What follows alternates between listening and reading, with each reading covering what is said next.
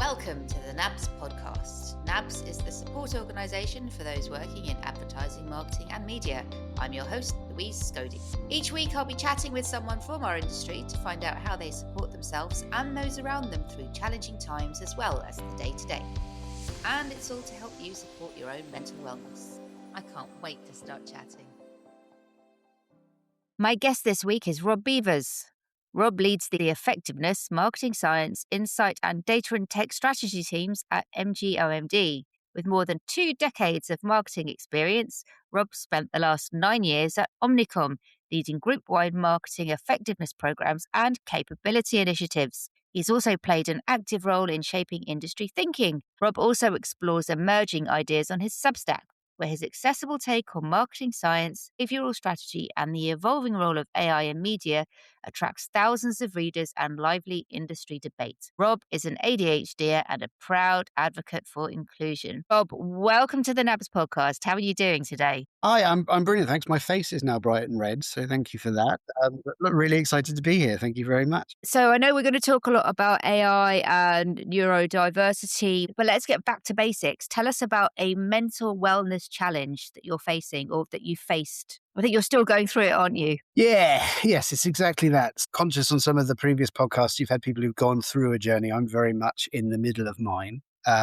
It's probably something that will go on for a while, but it's always good to learn and understand more about yourself as you go through those things. So I am, as you said, a proud ADHDer. I'm a recent diagnosis. And so I was diagnosed 3 years ago because my eldest son, Charlie, was diagnosed with ADHD. And like most people, I hadn't realized there was a genetic link. It's essentially a hereditary condition. And after learning about that, went and got assessed myself and was subsequently diagnosed with inattentive ADHD. So that is the head in the clouds. Oh, look, a butterfly. I'm now completely distracted type of the condition. Going through that has been interesting on many, many levels for me. I have always known that I am a bit weird, a bit odd. I don't fit into most places. I tend to be quite uncomfortable in meetings. Didn't realize that was not necessarily normal. I think we're all a bit weird. That's one of the nice things about the advertising industry. We're a lot of very strange people all coming together. Getting the diagnosis and going through that really has allowed me to understand why it is certain types of situations don't feel as good for me as they might do for other people. Alongside the ADHD, I also have depression and anxiety. I get panic attacks. I didn't realize that they were panic attacks until about 3 years ago. I just thought that was a normal thing that people had or didn't How did you find out then? Did the therapist say that's a panic attack? Yeah, so I was describing when I was going through my diagnosis with the psychiatrist, I was explaining some of the things that go on. And he was like, yeah, that's a panic attack. It was a similar thing when I got diagnosed with depression. I just thought I was a little bit of a wuss because I wasn't having certain types of thoughts. And then when I spoke to the therapist and psychiatrist about it, they said, no, that is depression. And as a result, I take antidepressant and anti-anxiety medication every day as a part of managing that, along with seeing a therapist. It has been really important to get the diagnosis and understand it. And when I was diagnosed, and I've spoken to a few other people who've gone through late stage diagnosis, you tend to go through a reasonably similar set of patterns. So you get the confirmation, yes, this is you, you're not imagining it. And there is a huge, overwhelming sense of relief. I haven't been imagining this. I'm not just weak-willed, or I don't just not fit in properly. There is something here, and whilst it can't be fixed, it's something that we can work on and we can deal with. That sort of sense of euphoria almost lasted for about 30 minutes as I was selfishly skipping out of the psychiatrist's office. Until then, crushing guilt came at the same time, and a sort of a Newton's cradle of positive and different emotion, as it suddenly hit me that I have in essence given this to my son. It is partly because he is my son that he will potentially go through a lot of the time at school, growing up, early stage career, feeling similar things to the experiences that I went through. I, like a lot of people with ADHD, was a complete sort of chameleon at school. I got A stars in maths and I failed English. Yeah. When I did my degree, I had to resit a year because I got almost the highest ever mark in international law because I was really interested in it.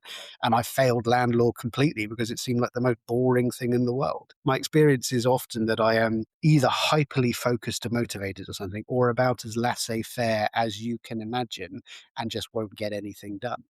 And so that sense of guilt comes in because you suddenly think, oh, Charlie's very likely going to struggle with a lot of the things that I've struggled about, and I wish he didn't have to go through that. And then the more recent one, just because there always has to be three things, is as you sort of get to grips with that, and it's not something I'm overly proud of, but again, speaking to people, a lot of us tend to go through it. There then becomes this sense of frustration or maybe even anger because, and this is why I'm so interested in AI and neurodiversity, and I know we'll talk about that later. So many of the challenges or differences about people who are neurodiverse are situational.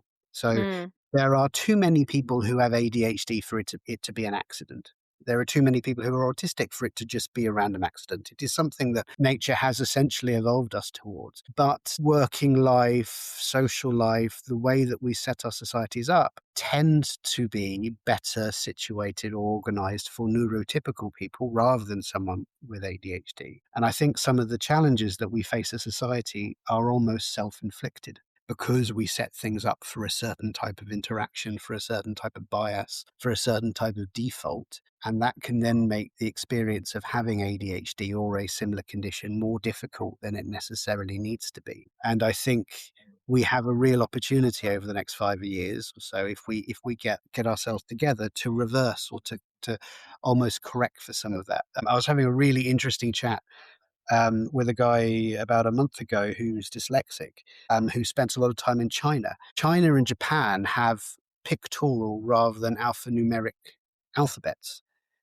Dyslexia shows up completely differently in those civilizations than it does in Western cultures because of the way the brain translates the visual image and the stimulus. So a lot of the challenges that we find in Europe and America with dyslexia come down to the way that we set our language up. There are incredibly fundamental. There are so many things that we can do and should be exploring more to allow ourselves to become a more inclusive environment, both in work and out of it. And that's why I'm sort of going through this stage at the moment where there is that sense of anger and frustration because why aren't we doing this? Why aren't we working on it harder? Why aren't we pushing that more? Especially in an industry as creative as advertising and marketing and media, we should be at the forefront of this. And I don't know if we are doing as much as we could be. There is so much there to unpack. And I would just like to say I was nodding along, especially when you were saying, and there was some stuff at school I was amazing at, and there was some stuff at school I was hideous at. So I'm self-diagnosed ADHD. My daughter is as ADHD as they come. She's medicated. And I was either absolutely brilliant or something, or you couldn't have dragged me into the lesson. And it was like two completely different people. And my daughter is the same. I would say, completely hearing your feelings about guilt and passing it on, you also have first-hand insight that you can help to advocate for Charlie. So it does work out that you've lived through the stuff that he won't have to because you will know when to push back. Yes, yes. And look, it's an emotional feeling rather than necessarily an entirely rational one. Sure. Hopefully things are getting better. It would be nice if there were less news stories at the moment about a sort of epidemic of ADHD diagnosis coming through and how supposedly unprecedented this is. If you looked at incidences of left-handedness between, I think it's 1940 and 1960, it raises by something like 200 to 1,000% because essentially we stopped hitting children with rulers. When you remove the stigma and essentially say, no, you're not the naughty kid who wants to jump on the table the whole time. There is a difference. Doesn't mean you're better, doesn't mean you're worse, but you're different. Then we can accommodate it. Then suddenly people will feel happier going in for an assessment and learning about themselves. And then hopefully we get to the stage where people feel more comfortable disclosing and letting people know this is who I am and this is the way I behave and this is what works and what doesn't work for me. I think we always, so this is a bit of a deviation, but that's just who I am. No, it's not, because I actually know how I'm going to feed this into a question we've discussed. So you keep cracking. We can do it. It's what I actually have. I have a bracelet on at the moment that said that my wife and kids got me that says I digress, therefore I am. The way that I behave. We often talk about it being an act of bravery for people to come out and disclose, to say I am ADHD or I am autistic or I am whatever the things that make me who I am. Yes, it's a nerve-wracking experience, but I think more than bravery and more than telling you something about the person who's disclosing, it actually tells you an awful lot about the people that they are talking to. Because Yeah. essentially, you are sharing something about you that is almost as precious as anything can be. And you are saying to these people, whoever you're talking to, I'm going to tell you something that's really scary and really precious to me because I trust that you won't hurt me with it. And as somebody with ADHD and the RSD, so that's rejection sensitivity dysphoria, that comes with that, there is nothing that scares me more than being rejected. But I do feel that in our industry, I am able to stand up and say something like this, and my heart is not thumping and I'm not about to collapse on the floor as a result of it. So there are good things that come from it, but there's still work to be done. Sorry, that was a complete direct. No, no, no, it's not. It's not, because we talked about your very interesting view on reasonable adjustments. Now, some people might think, well, what's the point of disclosing? The point of disclosing is so that you can then go on and say, and this is what I need, and this is what I don't need, otherwise known as reasonable adjustments. How do you change things that work for me so that I can show up and do my work and be my best self? Whereas you have a slightly different view. Yes, Yeah, mine's shut. on the everything's closed, as in on the Riverside page. Now I've just opened the microphone. This is where I have a analytics style job title, but actually have no idea what I need to do. Okay, there we go. I've turned do not disturb on in system. Great. Sorry. Thank you. Yes, I'm going to ask that again. So, this is not a digression. This is actually super useful because it feeds into your view on reasonable adjustments. Now, some may argue that the point of disclosing is to then get the help and support you need. Otherwise, why would you say, right? So, for example, I'm ADHD. Could you please make sure that you tell me exactly what a meeting is for when you pop it in my diary so that my rejection, what's it called? RSD, rejection sensitivity dysphoria. So my RSD doesn't kick in and I start freaking out that you're going to sack me, for example, right? Yeah. You have a really interesting view on reasonable adjustments. Now, many will argue that the point of disclosing at work is so that you can then go on and ask for practical help, which is otherwise known as reasonable adjustments, which we are usually trained to offer to people who are neurodivergent. For example, I say I'm ADHD and I suffer with RSD. So when you put a meeting in my diary, please make sure you explain what the meeting is for so that I don't freak out and think this is a meeting about something terrible. However, you have a different view on reasonable adjustments. Yes, I'm going to qualify that because I don't want to get loads of people yelling at me about undoing what's been a lot of progress. Reasonable adjustments are really important, but I believe that the goal should be that you offer them, but you try to have them, as few of them as possible. Essentially, a reasonable adjustment is a sign that a workplace has a set way of working, but they can change it slightly in whatever reason, in whatever area for you to make you feel more comfortable or more able to show up at work or more able to do the job and be yourself. That's an adaptive culture, and it's really important that you have something like that. For example, because of the ADHD, if you say to me, you've got to do 3 pitch presentations on Monday, Tuesday, Wednesday, go to a conference on Thursday, and then do something really quickly on Friday, doesn't faze me at all. A lot of people that would really, really cause a degree of anxiety. That sort of thing is fun. It's lots of instant distractions. And the way that my brain works is that if there are consequences, I show up. If there are no consequences, I don't show up. If you say to me, oh, there's a really big pitch on the Thursday, so we're going to have a rehearsal on Monday, 1 on Tuesday and 2 on Wednesday to get you ready, that is about as stressful as you can make the environment for me, because each of those rehearsals has no consequence. If I do a Right. bad job, you're just going to tell me what I need to do differently, which means that my energy level is naturally flat and I have to force myself into a situation to do it. So reasonable adjustments for that type of thing are incredibly important, but they are built on the premise that there is a standardized way of doing things.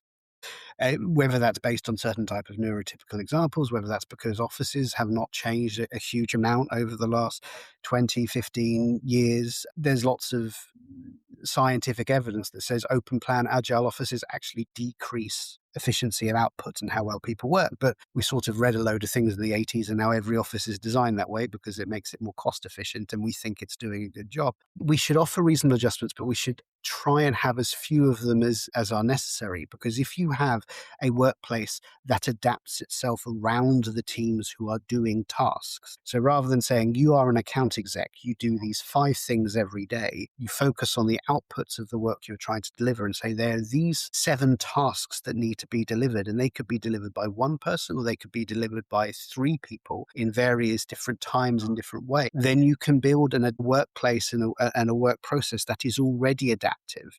And essentially then, if you put in the details of, or an understanding of the people who are willing to disclose and are working on a project, you can build the workflow around those people rather than having to offer adjustments for a preset workflow. So you might have one of me, I don't really want to rehearse, but I know I need to be there for one of them, so I can sit and watch the other 2, knowing what I need to say. We might have somebody who is returning from parental leave who can do 3 hours of really tight focus when the 1-year-old is asleep or at the childminders, but can't commit to exact times because you never know when you're going to have to go and step in. But there are loads of important tasks that an experienced person can do that aren't have to be done at 10 a.m., just need to be done today. So we could set a workflow up around that, which would allow more people to come back into the office after parental leave. There are a number of things that we could do. And this is where I think AI could be incredibly powerful in setting up essentially agile or dynamic workflow processes rather than fixed ones, so that we don't have to offer as many adjustments. We will always need adjustments. There will always need to be physical access requirements, and there will need to be certain types of things. And we should offer as many of the important ones as it is physically possible to do, but we should aim to need as few of them as possible. And we should create much more inclusive, adaptive, and agile workplaces that allow us to get the best out of everybody who shows up. I think that's a really smart take on what we talk about as bespoke management, where you really take time to understand the people that you're managing and what their needs are, but you're actually thinking about how can I best match what this person positively has to offer, and not thinking about it in terms of restriction. Well, they can only work 3 hours today, but actually they'll be focused for 3 hours today. How can I then match that to the successful outcome of our project? That's really, really smart. We've said AI a lot, so let's dig into that. First of all, you've got some concerns around inclusion and AI, and you're really leading the conversation on that. So before we get into how we're actually going to make this work for the neurodiverse community, what are those concerns? Well, the concerns are essentially built on the bias that exists in most of those models. I mean, it's not proper AI yet. We are building models that are based on probability patterns from text that gets uploaded, and then decisions are made or outputs come from that. It's lovely that we use the word hallucination and lying, but really it's just a probability model that takes the best go at answering a question from the prompt that you put into it. As much as I have had sessions where I've screamed in all caps at the AI for not doing what I wanted it to, it's not another person that's just being deliberately difficult. There is a huge bias that then goes into what we put into that, because as people who are neurodiverse are less likely in the past, without the support that is available to people now, to have been authors, to have contributed papers, to have put together the records that these systems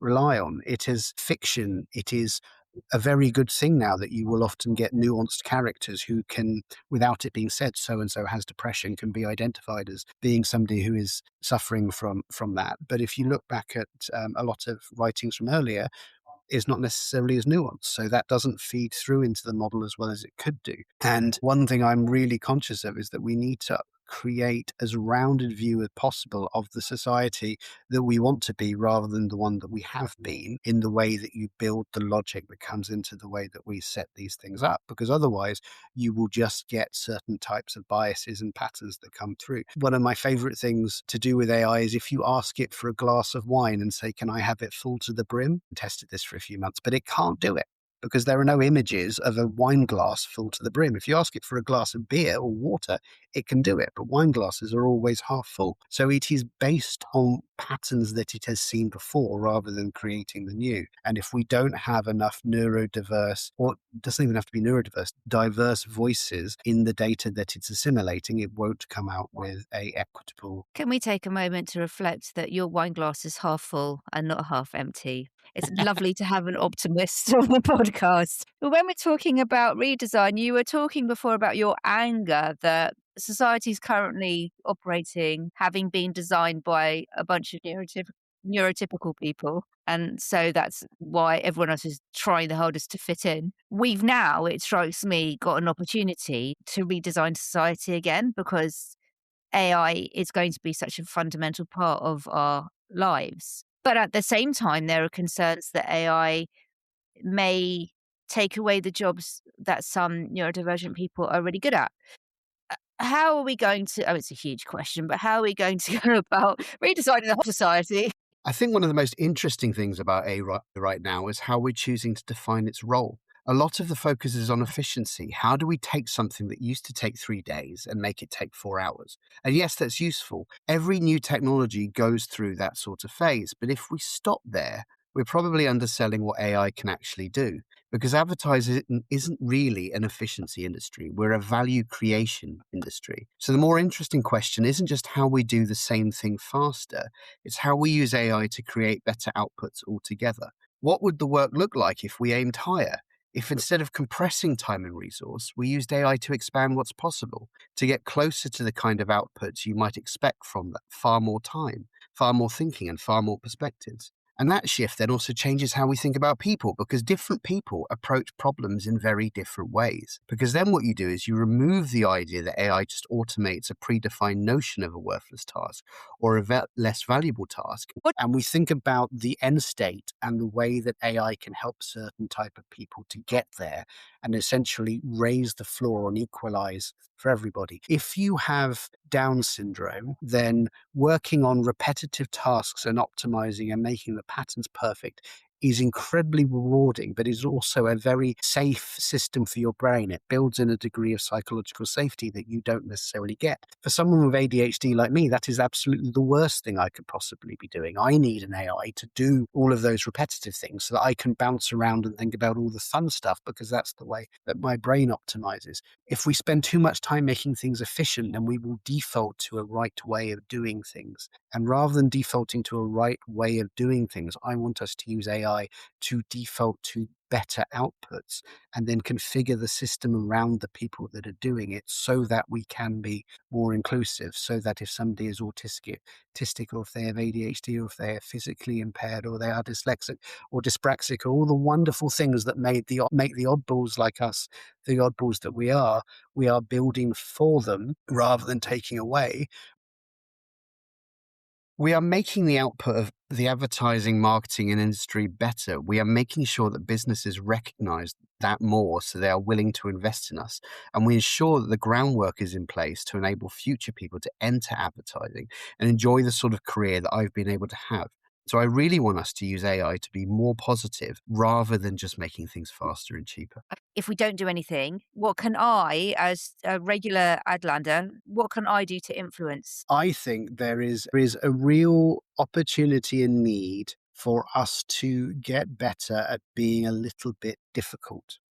At not necessarily buying into the hype that this is something that lets us to go faster, saying, stop, take a break. Doesn't mean I don't want to do work, but take a break for 20 minutes and think about what could be rather than how do I make what I have faster. I always reach for a quote when I don't know the answer to a question the way that I want to express it. But I think it was Bertrand Russell, who I'm now going to horrifically paraphrase, who said something to the effect of, the problem with the world is that the dumb and boring are really confident, and the intelligent and curious are consistently full of doubt. And I think, especially given our industry, we have forgotten, we are running the risk of forgetting how powerful doubt and a quizzical and challenging conversation can be. And the more that we can do that at every little process that we're thinking of. So if somebody's optimizing, this is just how I populate this report. Take a breath for 5 minutes, think about it and say, rather than optimize the report, how do I make the report 10% better. And we will all start learning by doing and building up to getting to that, hopefully that larger, more interesting and better outcome. So start asking questions, take a break, and think about the more creative way to use things and get to great outcomes. I mean, how we are now in the state of flux, you're still showing up every day as a leader who is neurodivergent. How is being an ADHD showing up for you as a leader, especially because you have such a massive remit? You've got so much going on and you've got all of your thinking work and writing work on top of that too. When it comes to you're at work and you're leading a team, how is that all working together? And what are any insights you could offer for any other ADHDers or neurodivergent people out there who've also got loads of teams and loads on? There are there's a few things with that. Firstly, like most people who will be in my situation, I have naturally found ways of adapting and masking that I didn't really know I was doing. And so there is an interesting point there in looking at what you're doing, how much energy it takes, and which of those adaptations are really helping you, and which of them are starting to hinder you a bit. One of the things I've absolutely noticed is that as my sort of just within my time at Omnicom, as that has changed, the things that have worked for me maybe 5 years ago don't necessarily work for me as well as they do as they did now. And recognizing that and understanding it is really important. Is that because partly because of you have the diagnosis as well? So maybe psychologically something's changed for you, having that validation and knowledge. Yeah, and Omnicom are really good at this. There's now the confidence to push back a little bit. I think very often people who are neurodiverse can be a little bit, oh, I need to take the burden myself because I don't want to be difficult. I very much have that. I will often say to Kat Bizicevic, who's my line manager, oh, I'm really worried about this. I'm being really awkward. And she's like, no, you're not. You're just explaining who you are. And I need to know that so that we can get to a better outcome. I tend to try and do that a lot more than I used to. I used to be very reticent to come across as being a little bit different and a little bit awkward because I felt I always worried that that would mean that I wouldn't be included or be successful. And I've made significant mistakes as a manager trying to do that. I definitely have had instances where, because of the RSD and a fear of being rejected, I have been too hard on people when we've been putting things together because I wanted it to be perfect for the client. And I would almost catastrophize in my brain every single possible thing that would go wrong and try and fix it, and essentially become an ogre myself. So a lot of the things I do now are to try and understand where my biases are going and where that is helpful and where there are things that I need to do to adjust the way that I show up. Look, I'm a middle-aged white ADHD bloke. I interrupt people. That's just how I am. That is incredibly patronizing for a lot of people. And I need to be very careful in making sure that I am doing that in the right way. Or, as I often do now, I start most meetings by saying, look, this is who I am. I'm really sorry. I don't mean to offend you. Please kick me if I do it, because if I'm doing it, it's because I'm genuinely enthusiastic and I'm excited. But my intent my intent being benign doesn't mean I'm not causing harm. Yeah. So being open and honest about that is really important. I also am then quite deliberate in the way that I try to set my teams up. I can be a little bit flighty. I like having really solid people around me that can sort of balance that out and work well. And it goes back to my sort of earlier point about us being adaptable. There isn't a perfect setup for a team other than I know having 10 of me would be disastrous. So using the shapes of people that we have and setting my departments up in a way that allows us to each play to our strengths is really, really important in transcribing the weird oddity that is in my brain into something that works best for our clients, for the people in my department, because we're all different and we all get our energy in different ways. As well as being ADHD, I am an extreme introvert. So I love bouncing around in these types of conversations. I'm going to be exhausted later today. So I know not to set any team meetings from about 3 p.m. onwards today, because I'm going to need to go and sit in a dark room and just write something or pontificate, because Yeah. my brain just needs to recover. It takes a lot of self-investigation, doesn't it? Which is where I guess therapy comes in really handy. Yeah, again, very open about the fact that I am currently having therapy, and I have had a number of different types therapy from group CBT sessions to DBT to integrative to others.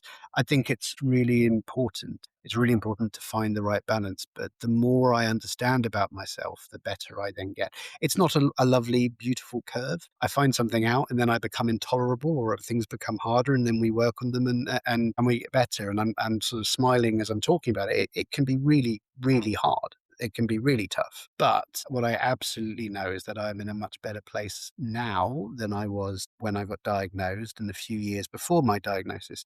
That doesn't mean that I won't have a session where I break down in tears on the train on the way home in a couple of weeks because something's become too much. But you get to the stage where if that happens, it's not an indictment on you. I've got 3 kids, and I often equate it to when I had to do bedtime when they were sort of 1 or 2 years old. You can set yourself up in the best way possible. You have no control whatsoever on whether they are going to go to bed when you want them to. So true. And it is the most infuriating thing in the world because you could do everything right and it doesn't work, and you can show up in the worst way possible. I think it has taken me a while, but I try to sort of apply that type of logic to the way I think about myself and the way that I show up, and then try and be a little less hard on myself, which is an incredible, like, sort of hypocritical thing to say because I am really hard on myself, but I'm trying not to be. But I think we could all take something from that. And I would also add that if you feel that you need to talk to someone, get some space to, whether you want to talk about a recent diagnosis or anything else, give the NABS advice line a call. We are here for you. We also have group coaching, group workshops, and we have a therapy referral service as well. So there are definitely ways that you can find to talk to other people about what you're going through if you give NABS a call. Something else that NABS has got coming up, which is very exciting, is Walk and Talk, which is Yes. our fundraising event on the 16th of July, where we take a lovely walk across London. Usually it's sunny. Last year it was beautifully hot as well. And along the way, you can have mentoring sessions with some of our industry's best people. This year, you're going to be our mentor, or one of our mentors, which is super exciting. I am really excited. Yeah, why did you volunteer? I did. I it's such a brilliant thing. It ticks so many boxes. So walking outside in the sunshine, best way to feel good about yourself or to just get an endorphin kick. I mentor a few people, and I cannot tell you, this is almost a very selfish admission, how much I personally get from them, both in terms of being able to help people, but also how much you learn about yourself and about your situation and situations around you as you do it. It is one of the most rewarding things that we can spend our time on. As sort of almost linking this back to the AI question, it is a brilliant opportunity to talk to people about what has worked, what hasn't worked, to understand how you can fail and how that can be a good thing, how you can fail and how that can be a bad thing, and to get advice and to understand how different people operate. One of the things that absolutely has got me through my career is that I don't have a huge group of friends, but I've got about 6 or 7 people in the industry that I am very close with who all have their own particular strengths. So I know I go to this person for this type of thing, or if I need advice in a certain area, I will reach out to somebody else.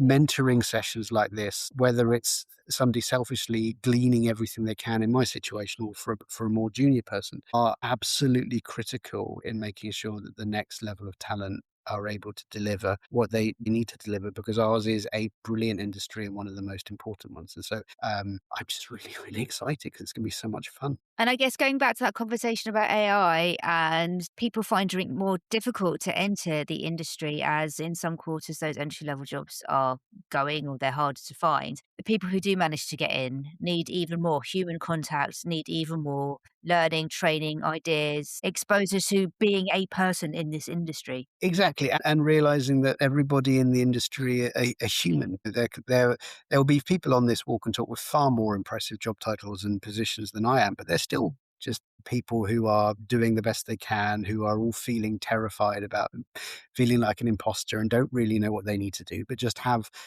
10, 15, 20, 30 years of experience, and knowing that when you don't know what to do, there is a certain set of things you do to get yourself through it. And most people are doing that. And that then sets you up in the right way. AI, again, when used properly, can just be a really great extra tool for this. I use AI daily, And I love it because what I have paid versions of Claude, Gemini, and ChatGPT. I use them all for different things. One of the main ones is when I am having just a stream of random thoughts, I type them all in and I then use Beevers GPT to translate that into something that makes sense in a more linear fashion, because my brain doesn't work in a linear way. I jump all over the place. But I have struggled throughout my career to translate what is in my brain effectively into something that works for what is needed for a professional output. So we're AI is not talking about it replacing your creativity. What we're talking about is it enhancing and supporting your creativity. making sense and editing the noise that is in my brain, which is absolutely brilliant because it means that I wouldn't be able to write. Please go and read my Substack. I love it if you do. But the first few articles are very much sort of the AI slop, lots of M dashes, lots of this, not that type sentences as I started learning about it. Now I hope I'm getting a little bit better. I wouldn't have been able to write any of those without AI because I just don't have the discipline to take the myriad of things in my brain and put it down with a logical flow. That's always been an area that I struggle with. AI gives me essentially a degree of equal footing on that front. It corrects for something that I find difficult without removing the thing that I'm better at, which is throwing all of those random ideas and saying, oh, this is a little bit like that, and that connection over there exists. And what would it look like if I put those two or three things together? So when used well, when it isn't forcing us to work in a certain way, but it's saying, this is something I find difficult, let's use it to help me with the thing I find difficult so that I can do the thing I do well even better. It's bloody fantastic. And also not Yeah, relying I'm gonna ask that again. And also not relying on it for not just creativity, but maybe those everyday tasks. Because if you don't use it, tap zone head, then you lose it. exactly. It can't become a crutch. And there have been lots of interesting studies that show that when you over rely on AI, that the base level of output gets a bit better, but our brain starts functioning at a lower and lower level and overarching. We get to a bad point. It can't replace, but it should improve and it should challenge us and it should make us think about things a bit more or in the way that is better for you. So no, it doesn't replace, but it helps you along the way. And then counterbalancing that by getting involved with person to person activities, by getting out there and being part of community, which is a great way to go back to that mentoring conversation. So, someone's coming on walk and talk. What is the best way as a mentee they can get the most out of that session? And is there anything you would mention specifically about mentoring when the mentee or mentor is neurodivergent? Well, firstly, if you feel comfortable, and only if you feel comfortable, then let the person you're talking to know that, because at the very least, people can make sure that they show up in the right way, and that you are fully aware of what does and doesn't go on in the brain of the person you're speaking to. So it's not a requirement, but if you feel comfortable doing it, then try to. In terms of the mentor mentee, beyond that, come up and grab us. Just have and start it off with a reasonably broad chat. We absolutely comfortable getting into specifics, but I always think if we sort of set the scene a little bit first before you then trying to go down a particular rabbit hole, you're always going to get the most out of somebody because everybody approaches things from different starting points. So big friendly smile, come grab us. Say, this is who I am. This is what I think. What do you think? Don't be afraid to challenge us if we challenge you. That's part of the whole learning experience. It's meant to be a really fun, informative, and interesting quizzical conversation. It's not just us telling you what happens and you saying, yeah, okay, get it. I'll better go and do that. It's much more back and forth. And that always gets you to a much stronger and much more interesting and much more valuable conversation. If you're coming and grabbing me, if you have any references to the Hitchhiker's Guide to the Galaxy, I'm instantly going to be incredibly happy. Throw those in and I won't leave you alone. It'll be, oh God, I've got to get away from him now. But things like that, it just makes it so much better.